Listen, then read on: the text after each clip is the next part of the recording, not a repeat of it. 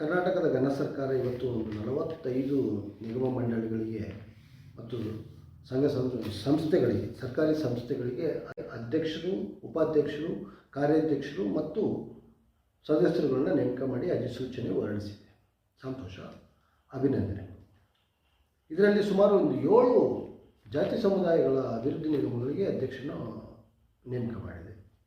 ಅದರಲ್ಲಿ ನಮ್ಮ ತಕರಾರಿಲ್ಲ. ಏಕೆಂದರೆ ಪ್ರತಿಯೊಂದು ಜಾತಿಗೂ ಅದರದೇ ಆದ ಅಭಿವೃದ್ಧಿ ನಿಗಮದ ಅಗತ್ಯತೆ ಮತ್ತು ಅನಿವಾರ್ಯತೆ ಇರುವುದರಿಂದ ಅದರ ಅಧ್ಯಕ್ಷರನ್ನು ಮಾಡಿ ಆ ಸಮುದಾಯಗಳನ್ನ ಬೆಳೆಸೋ ಒಂದು ಜವಾಬ್ದಾರಿ ಸರ್ಕಾರಕ್ಕಿರ್ತದೆ. ಅದರಿಂದ ಮಾಡಿದರೆ ಸಂತೋಷ.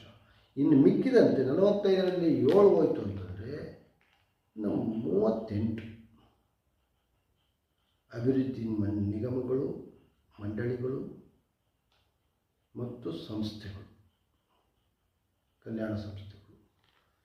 ಇದರಲ್ಲಿ 2 ವಿಭಾಗಗಳನ್ನು, 2 ಅಭ್ಯರ್ಥಿಗಳನ್ನು ನೀವು ಸಫಾಯಿ ಕರ್ಮಚಾರಿ ಆಯೋಗ ಮತ್ತು ಸಫಾಯಿ ಕರ್ಮಚಾರಿ ಅಭಿವೃದ್ಧಿ ನಿಗಮದ ಅಧ್ಯಕ್ಷರುಗಳನ್ನಾಗಿ ಮಾದಿಗರ 2 ಅಭ್ಯರ್ಥಿಗಳನ್ನ ಪರಿಗಣಿಸಿದ್ದೀರಿ. ಸಂತೋಷ.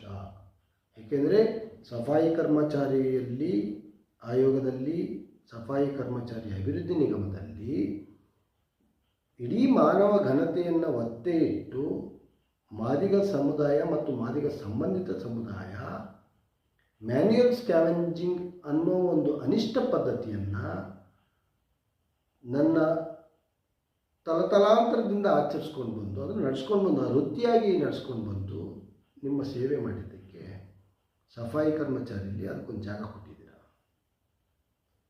ಕೇಂದ್ರ ಸರ್ಕಾರದ ಮ್ಯಾನ್ಯುಯಲ್ ಸ್ಕ್ಯಾವೆಂಜಿಂಗ್ ಅಬಾಲಿಷನ್ ಆ್ಯಕ್ಟ್ ಪ್ರಕಾರ ಅದೆಷ್ಟು ಜನಗಳಿಗೆ ಶಿಕ್ಷೆ ಆಗಿದೆಯೋ ನಾ ಕಾಣೆ.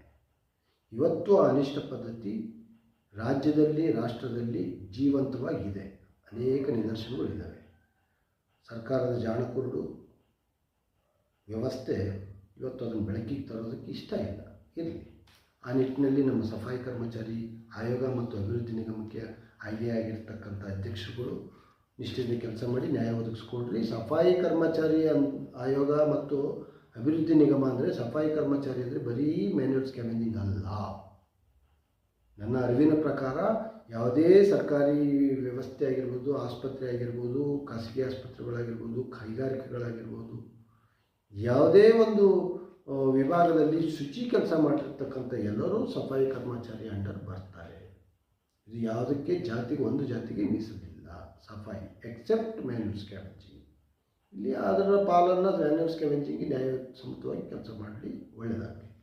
ಬಟ್ ಮಿಕ್ಕಿದಂತೆ 38, 2 ಬಿಟ್ಟರೆ 36 ಅಭಿವೃದ್ಧಿ ಮಂಡಳಿಗಳು, ಸರ್ಕಾರಿ ಸಂಸ್ಥೆಗಳಾಗಿರ್ತಕ್ಕಂಥ ಮಿನರಲ್ಸ್ ಡೆವಲಪ್ಮೆಂಟ್ ಕಾರ್ಪೊರೇಷನ್ ಆಗಿರ್ಬೋದು, ನಿಮ್ಮ ಮಾವು ಅಭಿವೃದ್ಧಿ ಇದಾಗಿರ್ಬೋದು, ಪರಿಸರ ಪ್ರವಾಸೋದ್ಯಮ ಆಗಿರ್ಬೋದು, ದೇವರಾಜರ ಟ್ರಕ್ ಟರ್ಮಿನಲ್ ಆಗಿರ್ಬೋದು, ರಾಜ್ಯ ಕೈಗಾರಿಕೆಗಳ ಮೂಲ ಸೌಲಭ್ಯ ಅಭಿವೃದ್ಧಿ ಸಂಸ್ಥೆ ಆಗಿರ್ಬೋದು, ರೇಷ್ಮೆ ಮಾರಾಟ ಮತ್ತು ಅಭಿವೃದ್ಧಿ ಸಂಸ್ಥೆ ಆಗಿರ್ಬೋದು, ಕನಿಷ್ಠ ವೇತನ ಸಲಹಾ ಮಂಡಳಿ ಆಗಿರ್ಬೋದು, ಜವಳಿ ಮೂಲ ಸೌಲಭ್ಯ ಮಂಡಳಿ ಆಗಿರ್ಬೋದು, ಬೀಜ ಮತ್ತು ಸಾವಯವ ಗೊಬ್ಬರಗಳ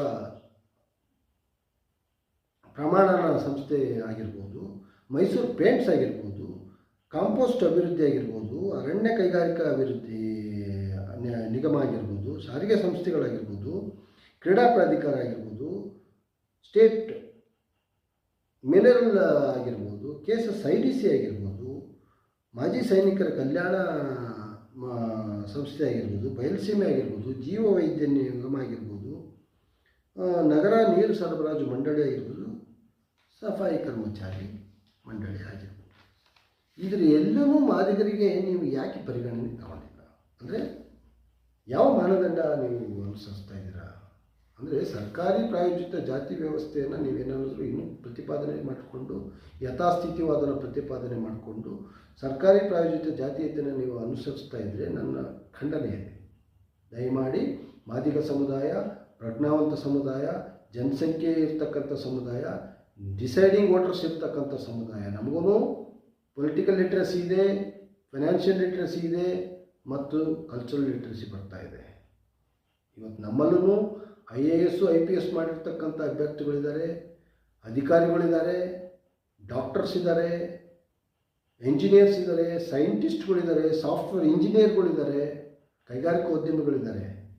ನೀವು ಇವರು ಇನ್ನೂ ತೊಳಿತಾ ಇದ್ದಾರೆ ಅಂತ ನೀವು ಅಂದ್ಕೊಂಡ್ರೆ ಅಂದರೆ ಮುಂದಿನ ದಿನಮಾನಗಳಲ್ಲಿ ಮಾದಿಗ ಸಮುದಾಯ ರಾಜಕೀಯ ನಿರ್ಧಾರ ತೆಗೆದುಕೊಂಡು ಎಲ್ಲ ಪಕ್ಷಗಳು, ಇಂಥದೇ ಪಕ್ಷ ಅಂತ ನಾನು ಹೇಳೋದಿಲ್ಲ, ಈ ರೀತಿ ನಡವಳಿಕೆಗಳನ್ನು ತೋರ್ಪಡಿಸಿದ ಹಂತದಲ್ಲಿ ರಾಜಕೀಯ ನಿರ್ಧಾರಗಳು ತಗೊಂಡು ಪಾಠ ಕಲಿಸೋ ಪರಿಪಾಠ ಬೆಳೀತದೆ. ದಯಮಾಡಿ ಇನ್ನಾದರೂ ಸಾಕು, 21ನೇ ಶತಮಾನದಲ್ಲಿ ಬಂದಿದ್ದೀವಿ ಸ್ವಾಮಿ. ನೀವು ಚಂದ್ರದಲ್ಲಿ ನೀರು ಹುಡ್ತಾ ಇದ್ದೀವಿ, ಮಂಗಳದಲ್ಲಿ ನೀರು ಹುಡ್ತಾ ಇದ್ದೀವಿ, ನೀವು ಇನ್ನೂ ಜಾತೀಯತೆಯನ್ನು ಆಚರಣೆ ಮಾಡ್ಕೊಂಡು, ಜಾತಿ ಕರೆಕ್ಟ್ ವಾಸ್ತವ, ಜಾತಿ ಬಿಟ್ಟು ನಾನು ಮಾತಾಡ್ತಲ್ಲ, ಜಾತಿ ದೇಶದ ವಾಸ್ತವ.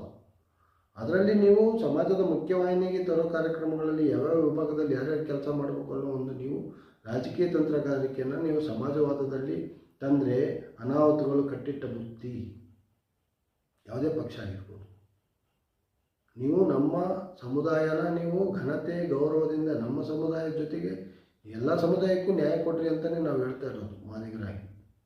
ನಮಗೆ ಇನ್ನು ತಾರತಮ್ಯ ಮಾಡಿದ್ರಿ ಅಂತ, ನಮ್ಮ ಇಷ್ಟೊಂದು ಜನಸಂಖ್ಯೆ ಇರ್ತಕ್ಕಂಥ ಇಷ್ಟೊಂದು ಪ್ರಜ್ಞಾವಂತ ಸಮುದಾಯನೇ ನೀವು ಈ ರೀತಿ ನಡೆಸ್ಕೊಂಡಿದ್ರೆ ಇನ್ನು ಸಣ್ಣ ಪುಟ್ಟ ಸಮುದಾಯಗಳಿಗೆ ಏನು ನ್ಯಾಯ ಕೊಡ್ತೀರಾ ನೀವು ಅನ್ನೋ ಒಂದು ಭರವಸೆ ನೀಡ್ತೀರಾ?